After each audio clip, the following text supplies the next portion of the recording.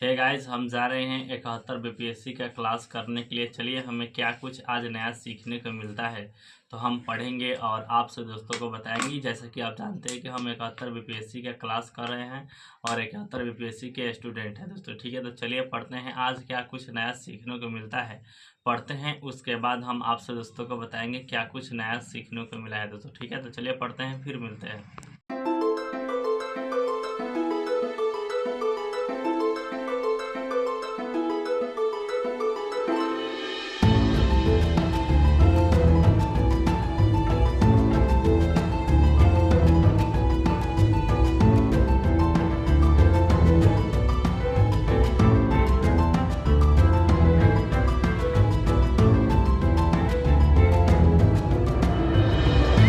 जैसे कि मैंने आप सभी दोस्तों को बताया था कि हम क्लास कर रहे थे 71 बीपीएससी का।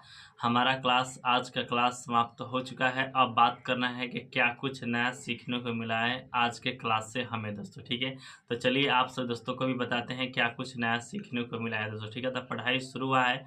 भारत के जीवीए में क्षेत्र वाइज योगदान। जी हाँ दोस्तों, भारत के जीवीए में क्षेत्र वाइज योगदान कितना है, आइए इसको देख लेते हैं दोस्तों। ठीक है, बात कर लेते हैं प्राथमिक क्षेत्र, द्वितीय क्षेत्र और तृतीय क्षेत्र की। ठीक है, तो प्राथमिक क्षेत्र में कृषि और पशुधन, वानिकी और मत्स्य पालन को जोड़ दिया जाए तो इसका 18% योगदान है। वहीं खनन और उत्खनन को बात की जाए तो इसका 2% योगदान है और दोनों को जोड़ दिया जाए तो प्राथमिक क्षेत्र का टोटल योगदान जीवीए में 20% आ जाता है दोस्तों। ठीक है, वहीं बात की जाए आपका द्वितीय क्षेत्र की, तो द्वितीय क्षेत्र में विनिर्माण की बात की जाए तो विनिर्माण में 14% है। वहीं निर्माण की बात की जाए तो 9% है। वहीं बिजली, गैस, जल आपूर्ति की बात की जाए तो 2% है। और इस तीनों को जोड़ दिया जाए, द्वितीय क्षेत्र का टोटल जीवीए में योगदान की बात की जाए तो हमारा 25% आ जाता है। वहीं सेवा क्षेत्र यानी कि तृतीय क्षेत्र की बात की जाए तो हमारा आता है कितना, 55% दोस्तों। ठीक है, इस तरह तृतीय क्षेत्र का 55% योगदान है, द्वितीय क्षेत्र का 25% योगदान है और प्राथमिक क्षेत्र का 20% योगदान है दोस्तों जीवीए में। उसके बाद दोस्तों पढ़ाई हुआ है रियल जीवीए का वृद्धि दर क्या है दोस्तों। ठीक है, क्षेत्र वाइज रियल जीवीए का वृद्धि दर कितना हुआ है 23-24 में। ठीक है, फाइनेंशियल ईयर 23-24 में जो अभी चल रहा है। ठीक है, अब बात कर लेते हैं प्राथमिक क्षेत्र में कितना का ग्रोथ हुआ है, तो प्राथमिक क्षेत्र में हुआ है 8.5 का। बात की जाए द्वितीय क्षेत्र के, द्वितीय क्षेत्र में 27.3% का। बात की जाए तृतीय क्षेत्र के, तो तृतीय क्षेत्र में ग्रोथ हुआ है 22.6% का। ठीक है, उसके बाद दोस्तों एक और न्यूज़ आ रहा है बहुत जल्द ही हमारा, जो कि हमारा राष्ट्रीय आय का जो बेस ईयर हम मानते हैं 2011 से 12, उसको चेंज कर 2020 और 21 होने वाला है, क्योंकि पीएन गोल्डार समिति ने एक सिफारिश पेश कर दिया है दोस्तों। ठीक है, तो यह न्यूज़ आ रहा था, इसको बताया गया है। उसके बाद दोस्तों पढ़ाया हुआ है जीडीपी डिफ्लेटर। जीडीपी डिफ्लेटर क्या है, जीडीपी डिफ्लेटर भी आय आय नेशनल आय को मापने की एक विधि है।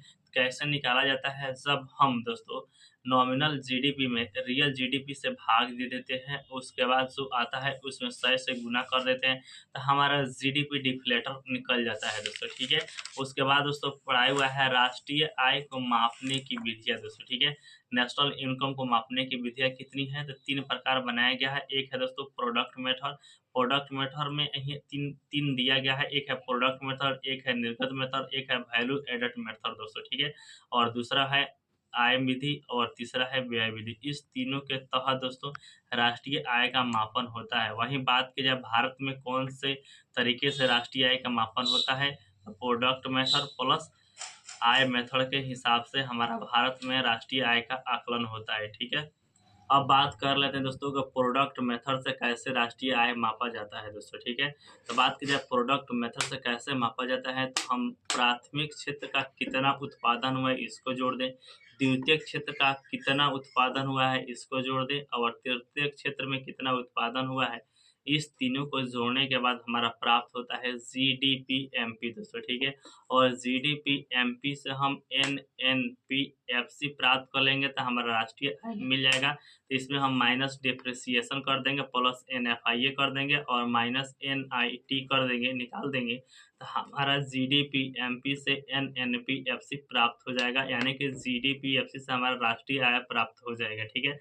दूसरा है दोस्तों वैल्यू एडेड मेथड से कैसे हम राष्ट्रीय आय का आकलन करते हैं, आइए जान लेते हैं दोस्तों, ठीक है।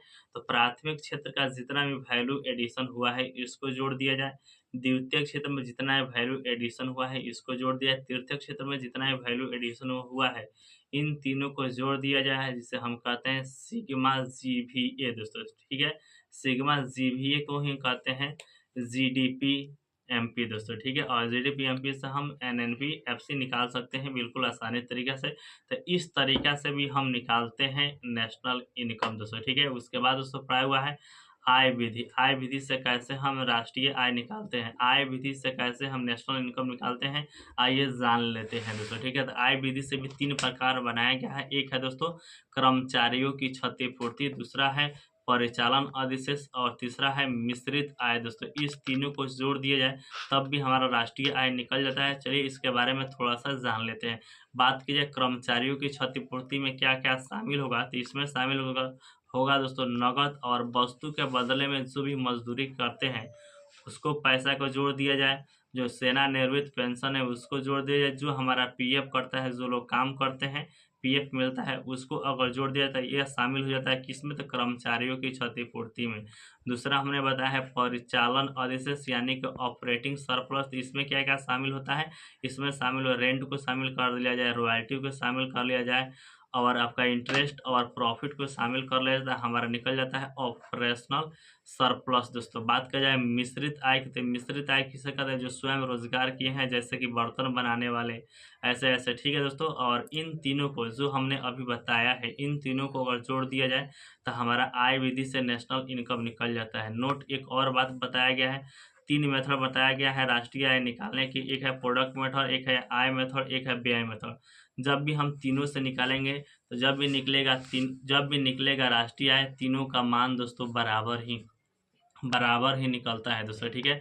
तो यहाँ तक कंप्लीट पढ़ाई हुआ है। कैसा लगा वीडियो नीचे कमेंट कर बता दीजिएगा। मिलते हैं नेक्स्ट वीडियो में, तब तक के लिए जय हिंद।